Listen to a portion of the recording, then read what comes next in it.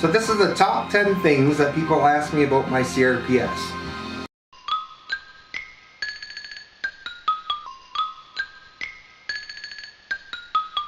Number 1 is about medications and memory.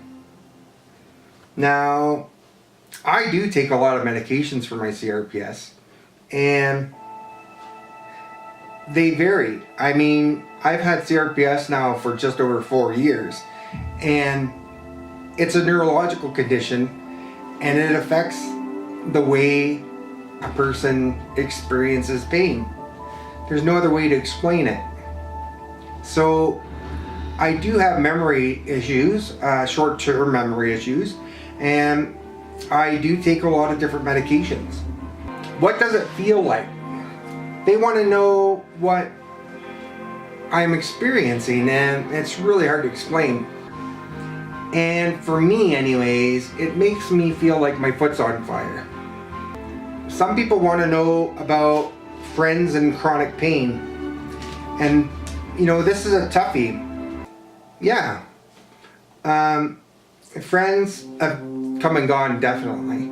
But I have a couple true friends, and that's really what keeps me going.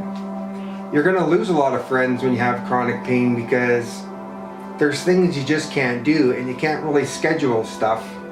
It's hard to explain if you don't have chronic pain, but let's say I schedule something for 3 days from now, but I have a pain flare, a pain spike, or whatever they call it. You just can't get out of the house. You can't do it. You don't feel well enough to go. I use aids to get around. I use a cane, and I have quite a bit of a limp. Over the 4 years, I've still been able to walk, which is amazing, because a lot of people with CRPS are wheelchair bound. I do have a wheelchair, but I thankfully haven't had to use it too much, so it all depends on the situation and the person. I'm very lucky that I have a lot of my pain control for my CRPS anyways through ketamine infusions, and they're pretty controversial, but at least I get some relief. A couple pain points, and I know a couple pain points, and you think, horse tranquilizer, well, it's really kind of worth it. So the next question I get is about this, sweating and all that sort of stuff, and yeah, it definitely either increases people's sweat or doesn't. With me, I'm totally, that totally happens with me. I have excessive sweat. My hair on my foot stopped growing, and which I guess, you know, in all things, a little bit of hair stud growth or whatever, not too bad. But I've also had some like nerve blocks. I've had a series of 5 nerve blocks, I think, so far. I'm just trying to remember. And they weren't successful, so that's why I went on to the ketamine. I'm just looking at my list here. So I think we already covered a little bit of the hospital, ER, and that sort of thing. I've been to quite a few different hospitals and a few different clinics, and I think that a lot of things that people need to know about people with chronic pain are, first of all, they have to believe them, and then after that, it's really up to you guys to try to explain and have all your information with you.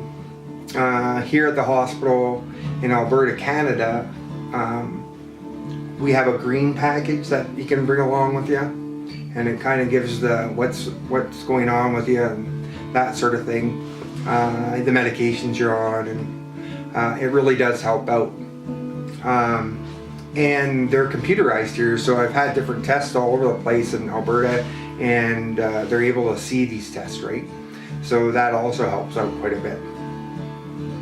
Pixie's passed out on me. Let's keep moving on. I guess it goes with hospitals and stuff like that too, but a lot of the time people ask me about, when I go to the hospitals and stuff, they ask me about blood work and is there any tests.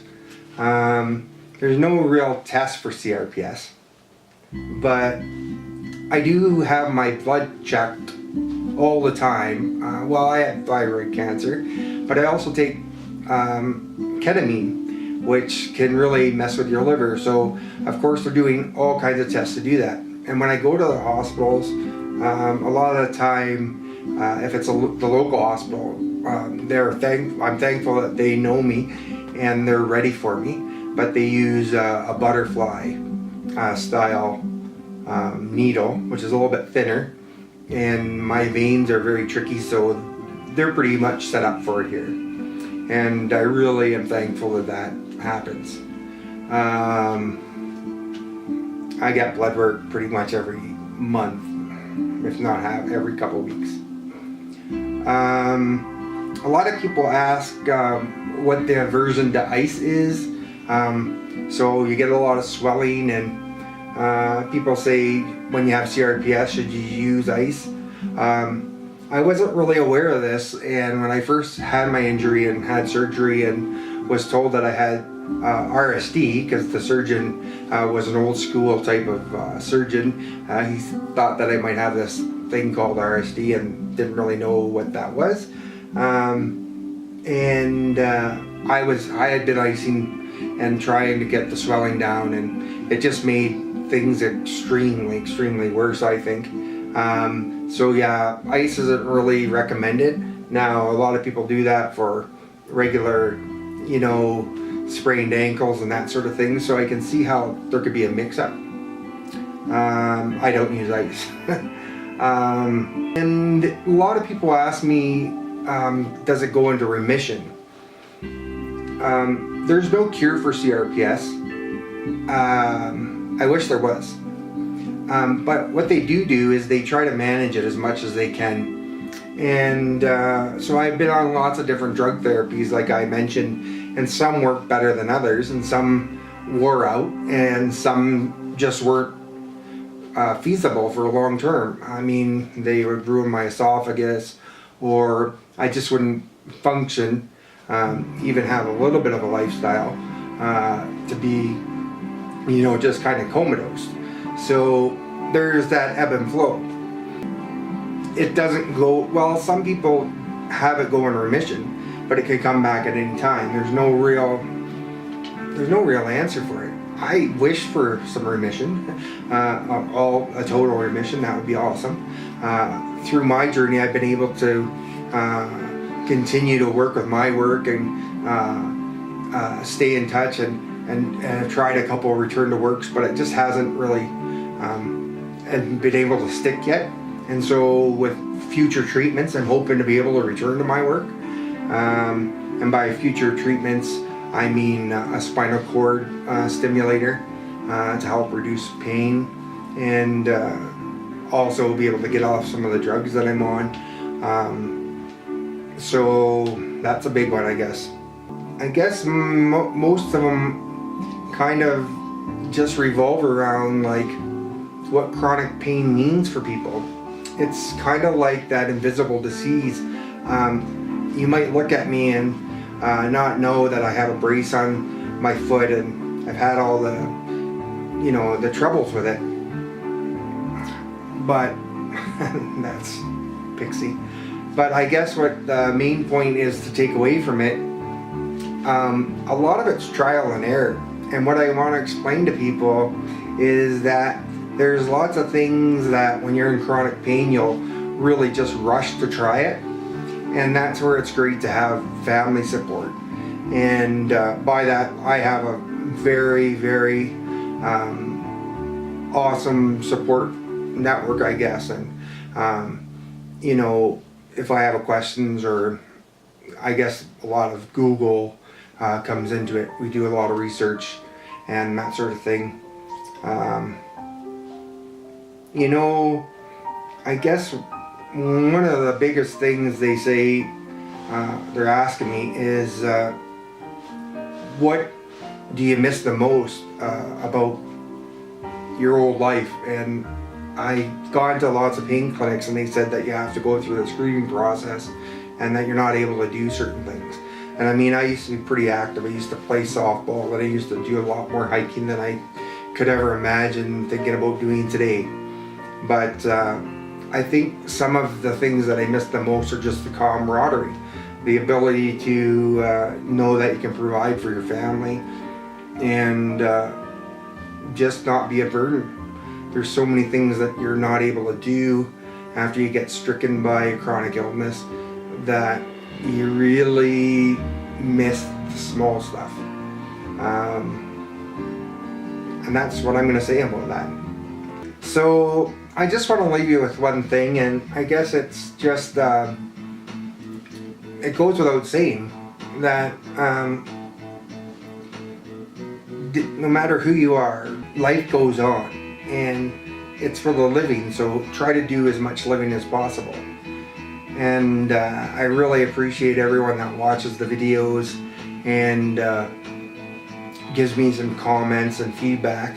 And I'm just going to take this time here at the last of the video to let you know that we do have a new website up. I have started affiliate marketing with Amazon.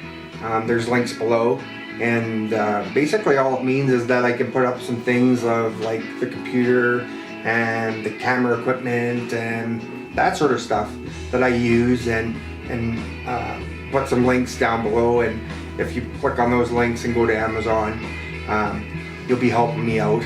And of course, they are not charging any more money or not, that sort of thing.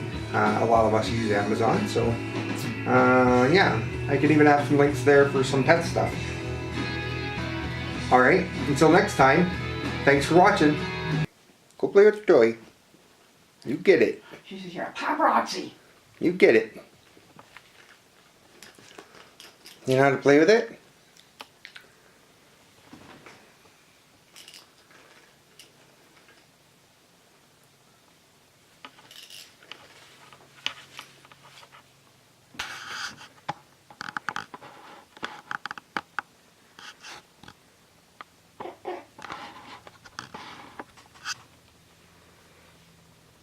You play with it.